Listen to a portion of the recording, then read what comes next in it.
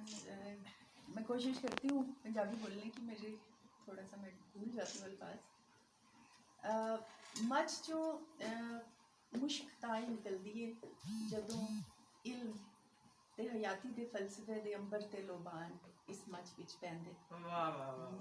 ए मुश्क उस वक्त वजूद चों निकलती है जदों वेले दा सब अपना सारा जहर रूह दे विच उतार छड्डदा है। नूरुल ऐन सादिया होरां भी जिंदगी दे सारे जायके चखे ने ते ओह इन्हां आजमाइशां विचों कुंदन बन के निकले। वो जानदियां ने कि पत्तरां ते तरेल जिन्नी देर जमदी है इन्नी देर ही हयाती हुंदी है ते पानी बड़ा उंतरा हुंदा है, एहदे विच लंगर ना सकीए ते हयाती दी बेड़ी नूं खलोण नहीं देंदा। वो ऐसी सच्ची शायरा है कि जिसनों इस रमज दा चोखा इल्म है कि हरफां नूं जम्मण लई रूह नूं गबन करना पैंदा है ते एक होर रमज सुझांदे ने कि अखरां नूं परो के रखना पैंदा है, पता नहीं किहड़े वेले विरदां दी लोड़ पै जावे। अज दी सदी विच नवीं पीढ़ी दे झूठे सच भी इन्हां दी नज़रां कोई छुपे नहीं।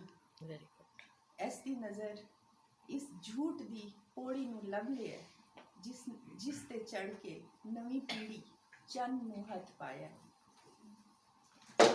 इस जमीन ते बसदी दो पैरां ते चलदी फिरदी इस मखलूक तो डाढियां वाकफ हन जदों एह कहंदियां ने कि आउण वाले वेले लई कुछ सांभ के रखो नहीं ते लोकी तुहाडी गोटी गोटी खा जावणगे। इन्हां दी इंसान दोस्ती सामने आउंदी है जदों कहंदियां ने कि राम रहीम सब प्रेम कथा है, प्रेम ही सब दी जून। होर एक जगह लिखिया, गुनाह करे जो बंदा होवे पछतावण वाला वली, गरूर अपने ते जो करे सोई शैतान कहावे। एक होर जगह लिखते हैं, मैनू पता है कि सदरां दी कंध रेतली होंदी है, मजदूर जड़ा भी कम कर रहा होवे उस सुफने विच भी किसे ढाबे तो रोटी खा के थड़े उत्ते चाह पीण तो अगों सोच ही नहीं सकता। हयाती दे गूढ़े फलसफे नूं किन्ना समझदियां ने, इन्हां दी नज़म पूंज इस दी गवाह है। पूंज दे विचों थोड़ा जा कुछ लाइना, नी कूंजे मेरे नाल दिए सारी हयाती एक लत दे पानी विच खलो के इबादत करन वाली है, ढिड नूं भरना भी इबादत ही हुई ना। नी डड मच्छी दी यारी विच तेरा हयाती दा सच भी झूठ हो गया, तैनू लोड़ की सी बोता सच बोलण दी, इत्थे जंदरे लगे बूथे सोने लगते। सभा दी पंजाबी बहुत सोहनी है, नो डाउट कि सब तो अच्छी पंजाबी सभा ने बोली। असल विच जेड़ा अदीब शायर जो भी होंदा है, जेड़ा खास तौर ते किताबां पढ़न वाला, ज्यादा किताबां पढ़न वाला बंदा होंदा है, वो कदी भी किधरे भी थिड़कदा नहीं।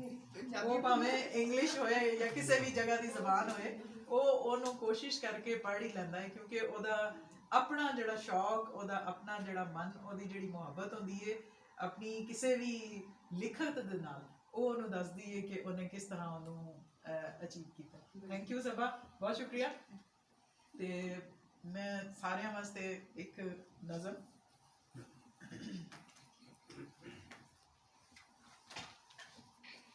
नवी पीढ़ी वास्ते नज़म है तो सारियां वास्ते भी कट्ठी, लेकिन थोड़ा जिहा इनू अगर किसी समझ ना लगे तो मैं थोड़ा दस भी देंगी। सरगी दा सुरमा, पेज सफा नंबर 61। सरगी कहते ने जड़ा रात खत्म होंदी है ते दिन चढ़न दा वेला होंदा है, ते उस वेले ना ही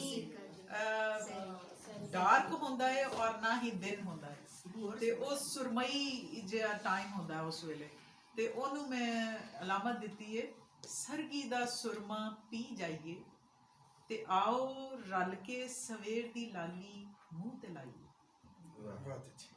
ਸਰਗੀ ਦਾ ਸੁਰਮਾ ਪੀ ਜਾਈਏ ਤੇ ਆਓ ਰਲ ਕੇ ਸਵੇਰ ਦੀ ਲਾਲੀ ਮੂੰਹ ਤੇ ਲਾਈਏ ਤੇ ਮਿੱਤਰਾਂ ਵਿੱਚ ਪਈ ਹੋਈ ਲੀਕ ਨੂੰ ਮਿੱਤਰਾਂ ਵਿੱਚ ਪਈ ਹੋਈ ਲੀਕ ਨੂੰ ਕੋਠੀਆਂ ਤੇ ਮਹਿੰਗੇ ਸੋਫਿਆਂ ਦੀ ਅਸਲੀ ਗੱਲ ਸੁਣਾਈਏ। ਆਓ ਰਲ ਕੇ ਸਰਗੀ ਦਾ ਸੁਰਮਾ ਪੀ ਜਾਈਏ ਤੇ ਸਵੇਰ ਦੀ ਲਾਲੀ ਮੂੰਹ ਤੇ ਲਾਈਏ। ਸਾਨੂੰ ਵਿਰਸੇ ਵਿੱਚ ਨੀਂਦਰਾਂ ਦੀ ਸੁਸਤੀ ਮਿਲੀ ਹੈ।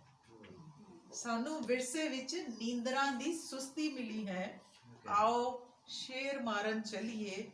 ਸ਼ੇਰ ਨਿਰੇ ਜੰਗਲਾਂ ਵਿੱਚ ਨਹੀਂ ਹੁੰਦੇ। ਹਰ ਸ਼ਹਿਰ ਤੇ ਹਰ ਪਿੰਡ ਵਿੱਚ ਇਹਨਾਂ ਦੀ ਗਿਣਤੀ ਬਹੁਤ ਜ਼ਿਆਦਾ ਹੈ, ਪਰ ਸਾਡੇ ਕੋਲੋਂ ਵੱਧ ਨਹੀਂ। ਸਰਗੀ ਦੇ ਸੁਰਮੇ ਨੂੰ ਪੀ ਜਾਈਏ। ਆਓ ਰਲ ਕੇ ਸਵੇਰ ਦੀ ਲਾਲੀ ਮੂੰਹ ਤੇ ਲਾਈਏ। ਮਿੱਟੀ ਦਾ ਵੱਡਾ ਕਾਰੋਬਾਰ ਹੈ, ਮਿੱਟੀ ਦਾ ਵੱਡਾ ਵਪਾਰ ਹੈ। ਜੋ ਵੀ ਵੱਢ ਟੁੱਕ ਕੇ ਦੱਬ ਦਿਓ ਮੁੜ ਉਗਾ ਛੱਡਦੀ ਹੈ। ਮਿੱਟੀ ਦਾ ਵੱਡਾ ਵਪਾਰ ਹੈ। ਜੋ ਵੀ ਵੱਢ ਟੁੱਕ ਕੇ ਦੱਬ ਦਿਓ ਮੁੜ ਉਗਾ ਛੱਡਦੀ ਹੈ। ਮਿੱਟੀ ਕੋਲੋਂ ਸਿੱਖੀਏ, ਬੁੱਤ ਬਣ ਕੇ ਨਾ ਰਹੀਏ। ਸਰਗੀ ਦੇ ਸੁਰਮੇ ਨੂੰ ਪੀ ਜਾਈਏ। ਆਓ ਰਲ ਕੇ ਸਵੇਰ ਦੀ ਲਾਲੀ ਮੂੰਹ ਤੇ ਲਾਈਏ। ਬਹੁਤ ਸ਼ੁਕਰੀਆ।